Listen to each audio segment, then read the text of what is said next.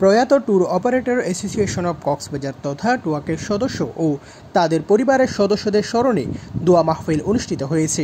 আল্লাহ যারা দুনিয়া থেকে বিদায় হয়েছেন, এই সমস্ত আত্মীয়স্বজন, কারো স্ত্রী, কারো শালী, কারো শ্বশুর।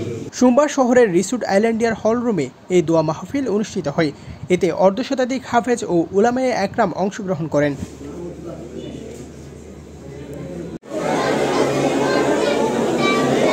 দোয়া মাহফিল পরবর্তী কোরআনে হাফেজদের মাঝে কোরআন শরীফ তুলে দেওয়া হয়। একই দিন রাতে টুয়াক সাধারণ সম্পাদক ও কক্স কুটুমবাড়ি রেস্টুরেন্ট ও রিসোর্ট আইল্যান্ডিয়ার ব্যবস্থাপনা পরিচালক নুরুল কবির বাশার উদ্যোগে কক্সবাজার পর্যটন শিল্প বিকাশে অবদান রাখায় বিশেষ সম্মাননা প্রদান করা হয়। এতে প্রধান অতিথি ছিলেন জেলা পরিষদের চেয়ারম্যান শাহিনুল হক মার্শাল। তিনি বলেন, সম্মিলিত উদ্যোগে পর্যটন শিল্পের বিকাশ হবে। যে টুরিস্টরা আসে শুধুমাত্র বীজ আর কিছুই নেই, আর কিছু দেখার নাই, অথচ এখানে একর একর জমি পলট বাতিল করে রেখে দিয়েছে।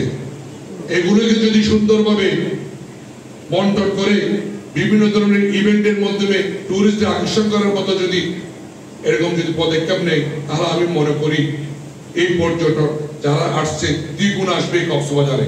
আপনাদের মাধ্যমে এই ট্যুরিজম ব্যবসা আরো সামনে এগিয়ে যায়, আমরা যেন এটাকে একটা শিল্প হিসাবে পরিণত করতে পারি। অনুষ্ঠানের আয়োজক নুরুল কবির বাশা জানান, পর্যটন শিল্প বিকাশের নতুন নতুন সৃষ্টিশীল উদ্যোগ গ্রহণ করতে উৎসাহ বাড়াতে তার এই ক্ষুদ্র প্রয়াস। 2004 সাল থেকে এ পর্যন্ত যারা আসলে টুয়াক্স মেম্বার, তাদের পরিবার পৃথিবীতে বিদায় নিয়েছেন, তাদের আত্মার মাগফিরাতের জন্য আমরা দোয়া মাহফিল করেছি এবং কোরআন হাফেজদেরকে আমরা প্রায় 37 জন হাফেজদেরকে আমরা একটা কোরআন শরীফ উপহার দিচ্ছি। তাদের জন্য খাবার মেজবান আয়োজন করেছি এবং সকল টুয়াক মেম্বারদের জন্য খাবার আয়োজন করেছি। তারা এই সম্মাননা পাওয়ার পর তাদের মধ্যে আরও কাজ করবে, যেন তারা আরও বেশি কক্সবাজার পর্যটন শিল্প নিয়ে চিন্তা করবে, আরও বেশি পর্যটন শিল্পকে তারা বিশ্বের দরবারে তুলে ধরতে কাজ করবে।